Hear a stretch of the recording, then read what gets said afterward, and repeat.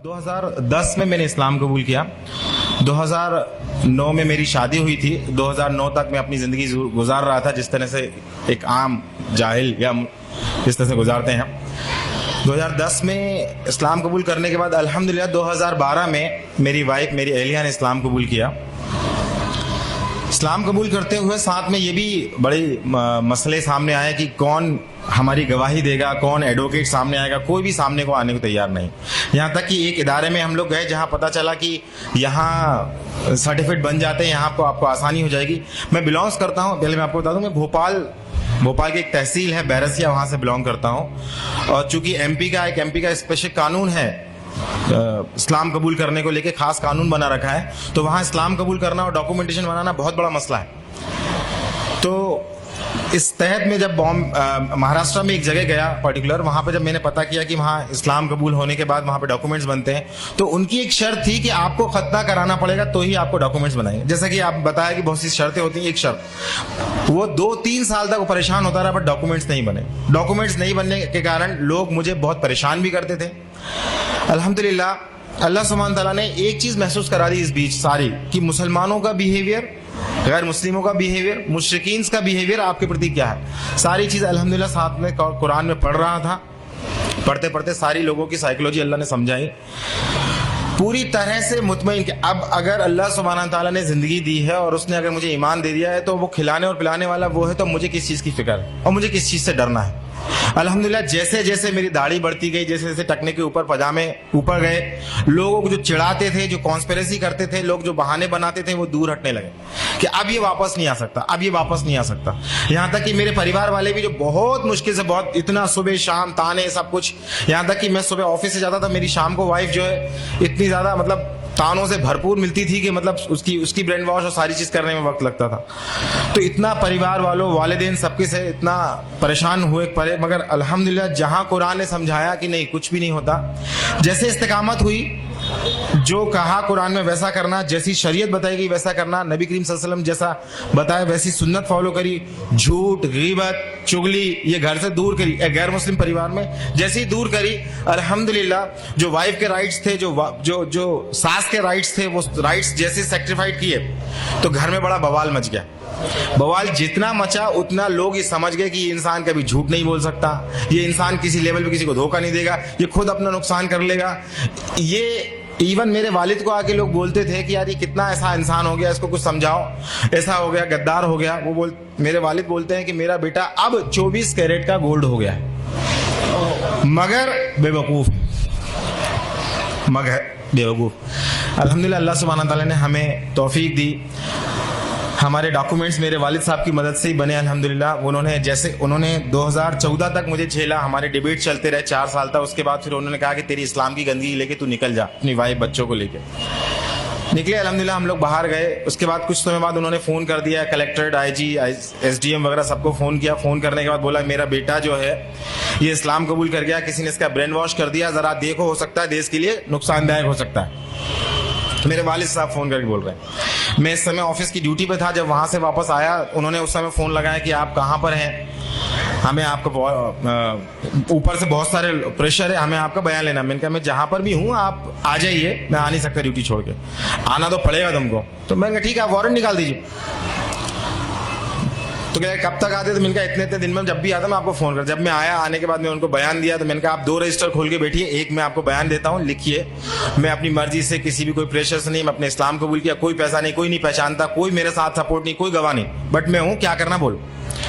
दूसरी चीज मैं बोला, अब आप सुनिए कि मैं इस्लाम क्यों कबूल किया, क्योंकि तुम भी जानते हो ईश्वर है, कि मैं भी जानता हूँ ईश्वर है, और ये कुरान तुम्हारे लिए खाने में। अल्हम्दुलिल्लाह नेक्स्ट डे मेरी वाइफ के लिए बोले बयान लेके, उनका बयान होना।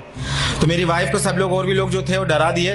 जिन लोगों सबसे पहले जो हमारे अंसार बने, अल्हम्दुलिल्लाह अल्लाह उन्हें जज़ाया खैर दे, उनके हम रह रहे थे अल्लाह सुब्हान तआला ने, तो उनको लोगों को डराया। तो मेरी वाइफ जब पहुंची वहां, तो मैंने वाइफ को बोला कि अगर कुछ ऐसा मसला होता है डांटने डपटने मारने का, तुम भाग के तुरंत चौराहे पे आ जाना, वहां पिटेंगे तो अल्हम्दुलिल्लाह शहादत होगी, मसला नहीं। लोग पूछेंगे क्यों पिट रहे हैं, कम से कम रीजन की तरफ जाएंगे, काम हो जाएगा हमारा। लोग पूछेंगे क्या बात है, ऐसा क्या बेवकूफ बन गए इस्लाम में, ये हमारा काम हो जाएगा, लोगों के अंदर क्यूरियोसिटी पैदा होगी। الحمدللہ وہاں پہ بھی یہ منظر رہا کہ ایک پولیس والا بچوں کو سنبھال رہا ہے, ایک پولیس والا باہر گیٹ پہ روک دیا ساروں کو روکنے کے لیے, ایک پولیس والا محبت سے بیان لے رہا ہے. الحمدللہ اللہ کا کرنا یہ ہوا کہ ایک پولیس والا ہم کو بولتا ہے اب یہ جو تم نے بیان لیا اس کی آئی ٹی رپورٹ ڈال کے تم اس کا آئی ٹی سے انفارمیشن لے کے آر ٹی آئی کے تحت پوری انفارمیشن لے لو, تمہارے ڈاکومنٹس بنانے میں کام آئی. وہاں سے ڈاکومنٹس میرے ابا کی مدد سے چالو ہوئے بننا. اب تک میں کیا سوچ رہا تھا کہ میرے ابا کی عزت, میرے امی کی عزت, میرے رشتہ داروں کی عزت, اللہ سبحانہ تعالیٰ یہاں ایک بات سمجھا دیا, سب سے زیادہ محبت تمہیں اللہ سے کرنی ہے, اس کے بعد تمہیں سب سے کرنی. اگر تم نے اس کے ساتھ کسی اور سے زیادہ ایموشنل اٹیچ ہوئے وہیں سے تمہاری آزمائش آئے گی. تو یہ چیز بڑی مشکل سے سمجھ میں آئی. جب تک میں میرے ابا ہیں, میری ماں ہیں, ان کے حقوق ہیں, ان کے ساری چیزیں ہیں, یہ سب چل رہا تھا. بے شک حقوق ہے, اسلام کبھی نہیں کہتا رشتہ توڑنے کو, بٹ وہ بار بار رشتہ توڑ رہا ہے. رشتہ تو توڑ رہا ہے, شرط رکھ رہا ہے. اسلام شرط نہیں رکھ رہا. میں نے ایکسیپٹ کیا, آپ کرنا کرو مت کرو, میں آپ کی پوری طرح خدمت کروں گا, پر اس چیز کو نہیں سمجھ رہا ہوں. تو ایک ایموشنز, آج بھی اگر ایموشن سے زیادہ اگر ہم لوگوں کو زیادہ ترجیح دیتے ہیں, آج بھی ہم مسلمان ہونے کے باوجود, تو اللہ سبحانہ تعالیٰ مشرکوں کے بارے میں پہلے ہی فرما چکا ہے کہ یہ لوگ دنیا پسند ہوتے ہیں, یہ لوگ خواہش پسند ہوتے ہیں, یہ تو چاہتے ہیں تمہیں جب تک کہ تمہیں اپنے الٹے پیر نہ پھیر دیں تمہارے پیچھے سے نہیں ہٹیں گے. پھر الحمدللہ اسلام ایکسیپٹ ہونے کے بعد پھر لوگوں کو دعوت تبلیغ کا کام چلا, اور اس بیچ یہ سمجھ میں آیا کہ مجھے کرنا کیا ہے. فائنلی الحمدللہ میری جاب چلی گئی 2015 میں, الحمدللہ بولتا ہوں, کیونکہ بڑا مشکل وہ مجھے جھیل رہے تھے. اس کے بعد انہوں نے کہا کہ ہم اپنا, میں نے کہا سر کیوں چلی گئی جاب, ذرا مجھے بتائیں گے. تو بولتے ہیں ہمارا ایک ڈائمنڈ ہے وہ چلا گیا مگر ہم مجبور ہیں. وشو ہندو پریشد, RSS سب کے فون آتے تھے, کوئی لوگ مجھے دھمکانے آتے تھے. چونکہ میں بلانگ کرتا ہوں, بتانا بھول گیا, میں بلانگ کرتا ہوں جین مذہب سے, جین دگامبر, جہاں کے منی برہنہ گھومتے ہیں, اس مذہب سے بلانگ کرتا تھا. وہ منی, ان سے ڈیبیٹ ہوتی تھی, ڈسکشنز ہوتے تھے, بہت ساری چیزیں ہوتی تھی. بٹ میری امی بار بار نئے منیوں کے پاس لے کے جاتی تھی, اور یہ ہر بار کہتی تھی کہ ان کو نہیں آتا, ان کو کم آتا ہے, تو ان کو دوسرے کے پاس لے کے جائیں گے. جب میں اسلام ایکسیپٹ کیا, اسلام ایکسیپٹ کرنے کے بعد سب سے پہلے میں نے توحید ایکسیپٹ کی. توحید ایکسیپٹ کرنے کے بعد میں نے کہا کہ یار یہ توحید سمجھ میں آ گئی, مگر ایسا سمجھ میں قرآن حق ہے, قرآن کیسے نازل ہو گیا اپنے آپ, کوئی محمد صلی اللہ علیہ وسلم آ کے کل کو بولتے ہیں تو میں تمہارا رسول ہوں. اس کی تحقیق کے لیے جب میں اسلام ایکسیپٹ کر لیا, بنیا تھا میں نے کہا اگر یہ حق ہے تو پہلے اسلام قبول کر لو, بعد میں ایسا نہیں ہوگا, کیول غفلت کی بات ہے. تو جب میں اسلام ایکسیپٹ کیا, پھر میں ہندوازم کی کتابیں پڑھا, پھر جینزم کی کتابیں پڑھا.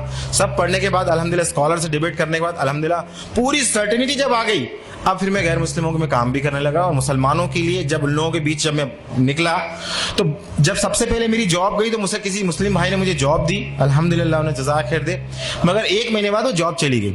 انہوں نے کہا یہ نیا مسلمان آیا ہے, پتہ نہیں اس سے خطرہ ہے, ہمارا انٹرنیٹ سے علم حاصل کر رہا ہے, گمراہ ہے, دوسروں کو گمراہ کرے گا. تو وہ جاب میری چلی گئی.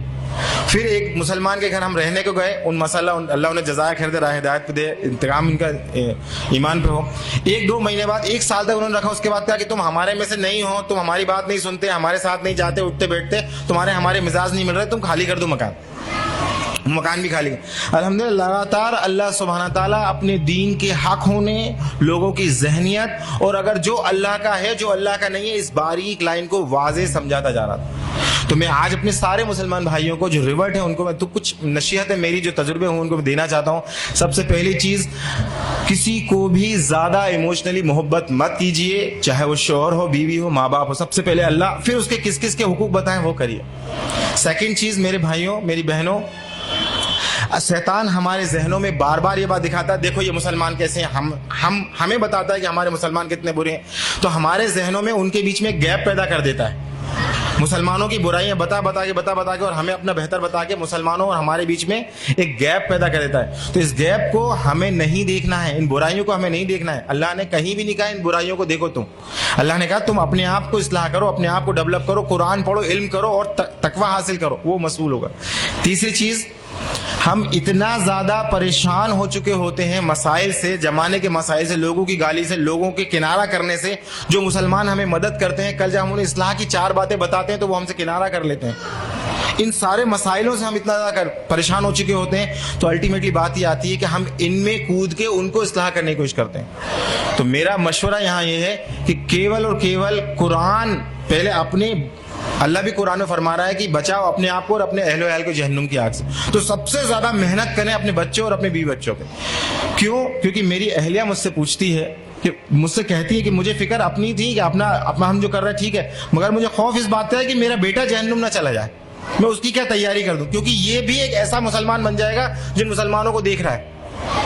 ایک مسلمان، ایک ہوتا ہے اسلام کلچرل، جسے ہم سب آپس میں زندگی گزار رہے ہوتے ہیں، جس میں رواج ہوتے ہیں، ریتیاں ہوتی ہیں. یہ کلچرل اسلام زون دیتا ہے، جہاں انہیں آسانی ملنے لگتی ہے وہ پھر سے کلچرل زون میں جانے لگتے ہیں. تو میرا آپ سے گزارش ہے، بہت تجربے کی نصیحت میں آپ کو رکھنا چاہ رہا ہوں کہ کلچرل اسلام کو پہچانیے. یہ اسلام نہیں ہے. جن ریتی رواجوں کو آج مسلمان فالو کر رہے ہیں وہ اسلام نہیں ہے. اسلام وہ ہے جو اللہ نے دیا، جس کا دین مکمل نبی صلی اللہ علیہ وسلم کر کے اسی کو پہچانا، اسی پہ چلنا. یہ کمپیریزن. اور لاسٹ میں آپ سے بول رہا ہوں، مسلمانوں کے لیے ہمیں کیا کرنا ہے؟ ہمیں کرنا الحمدللہ ہمارے جو مسلم بھائی ہیں ان کے لیے کیول خود قرآن کی تربیت لیں اور ان کو قرآن ایک آیت سیکھیں، ان کو ایک آیت سکھائیں اور سکھائیں، اور اپنے آپ لوگوں کو جو ریورس بھائی ہیں ان کے لیے کیا بہتر سے بہتر کر سکتے ہیں وہ کریں. آخری میں بات تھی کہ میرا کیا خواہش ہے. الحمدللہ بھوپال سے میں چاہ رہا تھا، الحمدللہ میں بھوپال کا رہنے والا ہوں، اور چونکہ مسائل وہاں اتنے زیادہ بڑھ گئے، جاب چلی گئی، کسی نے مجھے مشورہ دیا آپ یہاں پر آ کے کریے کام. الحمدللہ آپ کے لیے کوئی مسئلہ نہیں ہے. اللہ نے یہاں پہ پروفیسر کی جاب دلا دی، اللہ نے ویل سیٹل گھر کر دیا، ہجرت کی برکتیں دکھائیں، ایمان اتنا بڑھا ہے اللہ نے الحمدللہ.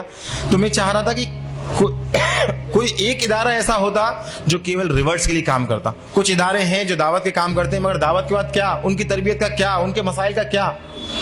تو میں ایون حیدرآباد میں بھی 2-2.5 مہینے میں سوچ رہا تھا، ڈھونڈ رہا تھا کہ کہیں کچھ ایسا ہو. اللہ کا کرنا ہوا، کچھ ایک ہفتہ بھی نہیں ہوا مجھے پتا چلا الحمدللہ ایک ایسے لوگ ہیں، آرگنائزیشن کا بھی نہیں پتا تھا، ایسے لوگ ہیں جو کام کر رہے ہیں. اللہ سبحانہ تعالیٰ ان کی معاملات کو قبول کرے، انہیں خوب دنیا اور آخرت میں نوازے.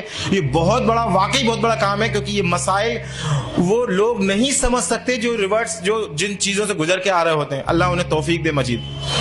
اور میری گزارش ہے وہ لوگ مجھے قبول کر لیں، میں ان کے ساتھ جڑوں، ان کے ساتھ کام کروں، ان کا ایک اہم حصہ بن کے کام کروں انشاءاللہ. اور میرے مسلم بھائیوں، ریورٹس بھائیوں کے لیے میں خود چاہ رہا تھا کہ ایک ایسا ادارہ بنانا ہے حیدرآباد میں آ کے، اللہ نے ان سے جوڑ دیا. اور اس ادارے کا مقصد بھی یہ تھا کہ ان ریورٹس بھائیوں کی تربیت کرنا. اگر ان کی تربیت رہی، اگر یہ اللہ سے محبت کرتے رہے، انشاءاللہ ان کا کچھ نہیں بگاڑ سکتا، کوئی کچھ نہیں بگاڑ سکتا ان کا، کیونکہ اللہ خود کہہ رہا ہے کیونکہ ہم اللہ کے چنے ہوئے بندے ہیں. اللہ نے کہا کہ اگر تم یہ کام نہیں کرو گے تم کسی اور کو چن لیں گے، تم سے بہتر ہوں گے. آج ریورٹ الحمدللہ کوئی بات کی کمپرومائز، ہر چیز کمپرومائز کر کے بیٹھے ہیں. اپنا مال، اولاد، ماں باپ سب سے زیادہ قیمتی ہوتے ہیں، اس سب کا کمپرومائز کر کے بیٹھے ہیں اللہ کے لیے. اور آج میں ان کو بھی ایک خوف والی بات بتا رہا ہوں ریورٹس کے لیے کہ اگر وہ مسلم کلچر میں آ گئے، مطلب ایک ریتی رواجوں میں پھنس گئے، اگر اس کو برا لگ رہا، اس کو برا لگ رہا، اس کو برا لگ رہا، اللہ کی پرواہ نہیں کر رہے، تو وہ بھی ویسے ہی ہو جائیں گے جس کو اللہ نے کہا کہ ان کو ہٹا کے نئی قوم لے کے آؤں گا. تو میرے بھائیوں خوب علم حاصل کریں، کیول اللہ کو راضی کرنے کی بات کریں. وآخر دعوانا الحمدللہ رب العالمین. السلام علیکم ورحمۃ اللہ.